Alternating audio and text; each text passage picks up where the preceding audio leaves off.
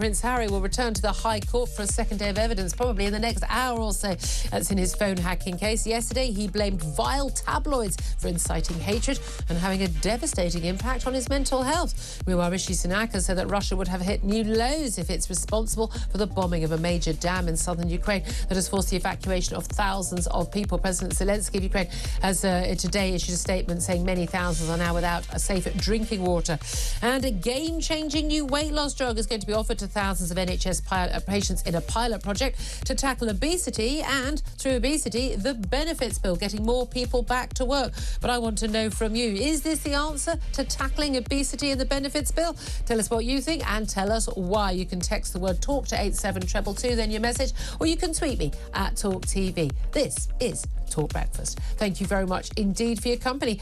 Lots more to talk about. We're going to be talking to Lockdown Files whistleblower and our international editor here at TalkTV, Isabel Oakeshott, about the COVID inquiry, finally beginning hearings, but a big ongoing rows about those WhatsApps. She knows a lot about WhatsApps, but also Oliver Dowden, the Deputy Prime Minister. He was Culture Secretary at the time of lockdown. That it turns out that he led that secret unit, which was looking at, they called COVID disinformation. In fact, it was just people speaking up in a democracy, speaking up about lockdown policies and asking for evidence for these policies. We'll talk about all of that coming up. First up, though, let's talk about Prince Harry. He is due to arrive any moment now at the High Court, where he's going to give his second day of evidence. He's facing being cross-examined by lawyers representing Mirror Group newspapers over his case that he has brought against that newspaper group, claiming that in 33 different articles published over many, many years, including when he was very, very young, they had used illegal means to get that information, whether by hacking his phone, listening in on phone calls, retrieving messages, blagging, basically pretending to be someone else to get information, and other means. He has claimed in those 33 articles that they caused him immense damage, paranoia, damaged his mental health, ruined his friendships, his relationships, and that this was, in lots of ways, he says, a deliberate attempt by the media to damage his life. Well, he clearly wants his pound of flesh, but is he going to get it? Because ultimately it's going to be up not just to the court of public opinion. Let's face it, most of us have already made up our minds on a lot of this. It's going to be up to the judge, who he's already hacked off himself by turning up a day late to court. Well, let's talk about all this with public law barrister Francis Hoar. Good morning to you, Francis. Good morning, Julia. Thank you very much for joining us. I do want to get your thoughts at the end of this conversation on the government COVID disinformation unit. I'm sure you're keen to talk about that as well. But let's talk about this court case, what we've heard so far. And it's not just been those 5 hours of testimony and cross-examination that Prince Harry had in the witness box yesterday. We're going to hear probably another 3, 4, maybe more hours today. But it's also that 55-page witness statement written by Prince Harry, which was published yesterday morning as well. Overall, so far, has he made his case? Well, to start at the beginning, the case is about phone hacking necessarily because Prince Harry will have known about the violations of his privacy at the time they were made.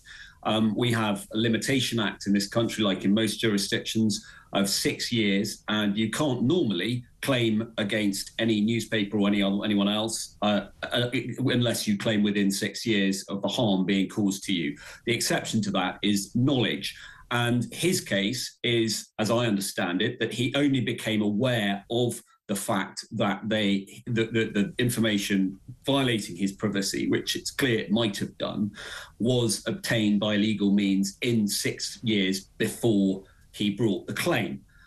His witness statement doesn't seem to deal with this very expressly, and it may well be that there's another witness statement dealing with knowledge. I don't know, and I also haven't seen the pleadings, so I'm not aware of exactly the case that he puts on that, but he must be making a case that he was unaware of the phone hacking for until 6 years before the proceedings were launched. Well, he said in his statement, and he said in the witness box, that there had been strange clicks, noise. He'd be told, oh, why have you not answered my message? I haven't seen a message. And it was a message that hadn't flashed up. And bearing in mind, it's important to remember that at this time, when a lot of the years he's talking about, that was when people left voicemails all the time, before we had text messaging and WhatsApps being the norm in how a lot of people communicate. And he would say, he sort of had vague suspicions, but didn't really know at the time.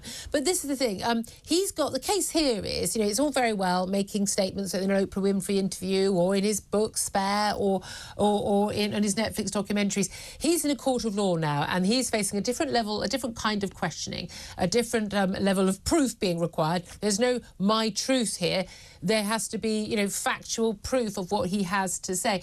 And we've already seen, of those 33 articles, some of those being completely blown away by the defence barrister, pointing out, well, that story was actually, issued in an interview or a statement that had been given to the Press Association agency the day before. That was actually an interview you yourself had given to a newspaper the day before. That was in a newspaper a couple of days earlier. And yet you're claiming that information could only have been got through phone hacking. So some of those cases, some of those instances are already falling away. But realistically, legally, he only really needs to prove one case, doesn't he?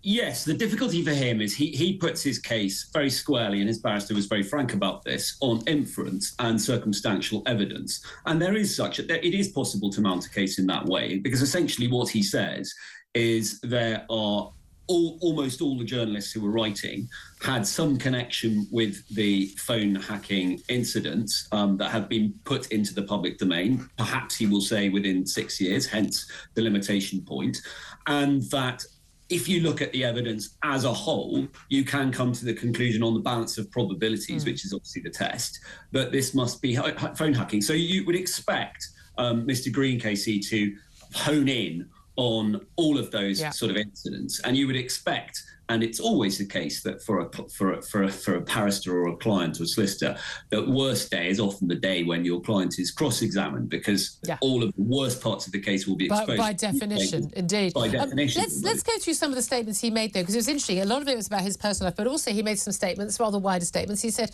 in one, our country is judged globally by the state of our press and our government, both of which I believe are at rock bottom. Now, it was interesting, we know he hates the tabloid media. We know he hates the media generally. He's criticised Buckingham Palace for, colluding with the media. One of the reasons why he said he wanted to leave the confines of the royal, goldfish bowl was that he wanted to be able to speak freely. He was controlled by them. But criticising the government there as well. And presumably that's over, his view, is a failure to have more media regulation. What's your thoughts on that? Well, I'm expressly not going to comment on his case against the media, because that's before the court for the judge to decide. But that statement is clearly not part of it. And it's a very unfortunate statement by him. One can understand him talking about the press, because this is a case where he's making very serious allegations about them. To enter the political domain is very unwise by him, albeit he did it in a passing comment, I suppose. But again, that's made, that's front page of the Times. So much of it, though, actually was about his personal life. And there's a couple of the quotes I want to read out, which talk about, the impact he claims this has had on him. He's clearly has been, whether he's still a very unhappy, very troubled, very angry man, very paranoid. I mean, paranoia, it crept out throughout so much of his witness statement and his evidence yesterday. He said, at no point did I have a girlfriend or a relationship with anyone without the tabloids getting involved and ultimately trying to ruin it using whatever unlawful means at their disposal. He then went on to say, my voicemails would include incredibly private and sensitive information about my relationships.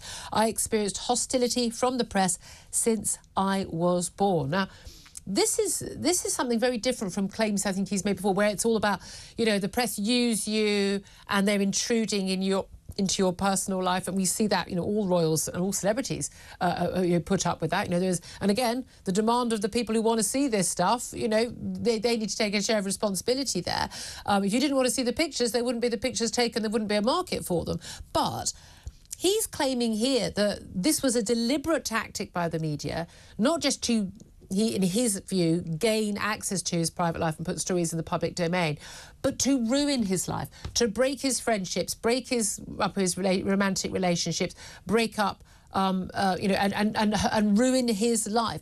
That is an extraordinary, and I would say quite, unlikely claim to have made. Whether that claim is true or not is perhaps part of the case, in that it goes to the harm that he might have suffered. But I think I have to say, reading his lengthy witness statement, which I did last night, and some of the newspaper articles about it, one can't help having some sympathy with him. And he's right to say that pretty much everything he did, including going to nightclubs as a 20-year-old and his sort of injuries on the sports field as a school constantly, and his inability to have relationships with his girlfriends because everything was put to the press, and whether that was by friends, as was implied by the press, or through phone hacking, that must have caused him great distress. And one can actually understand, perhaps, the measure of the man who has perhaps shown himself in not his best did not put his best foot forward in the last few years. But one can perhaps understand that in the appalling way that he was treated, and his privacy was treated. So I have to say, I did reading that. No, great sympathy with him. Yeah, he did. But again, we've got to remember, the hypocrisy of him. I mean, A, the Buckingham Palace intruded in his privacy a lot of the time, and B, he then sold, he interviews with Oprah Winfrey, the Netflix series, the book, the hypocrisy here. I think there'd be a lot more public sympathy for him if he had kept a lot of these things private. He put stuff in the public domain, which barely anyone would put in the public domain unless they're sort of a wannabe on Love Island, for goodness sake. I completely agree there. And some of the breaches of his brothers and his father's and his stepmother's privacy was quite extraordinary in that. Yeah. I mean, he lived by the sword, died by the sword, many people would say. If you're watching rather than just listening, we're also going out on TalkTV and Talk Radio, of course. We have got footage just outside the Hug Court. We are expecting Prince Harry to arrive at some point in, obviously he's going to be on the stand at around 10:30. He arrived around this sort of time yesterday. We're expecting him back on the stand, so he will be arriving very soon. We'll get those pictures as soon as we get them. Just finally, briefly, if you would, Francis Hoar, you were someone we spoke to many, many times during lockdowns, very much involved in cases trying to get, a cost-benefit analysis, some sort of fact-based, evidence-based justification for lockdowns and many of the other more absurd rules.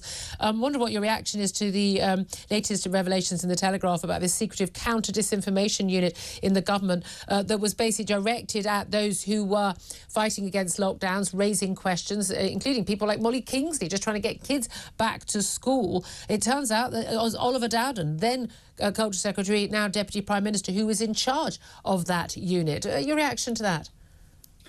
Well, I think the way the government behaved was particularly appalling in many respects, but this to spy on its citizens. Now, obviously, a lot of this is in public domain, so they're gathering information that's in the public domain. But the concerning thing is their relationship with social media companies, because they used this information, like in the United States, as was revealed in a big law case against Twitter under its previous ownership.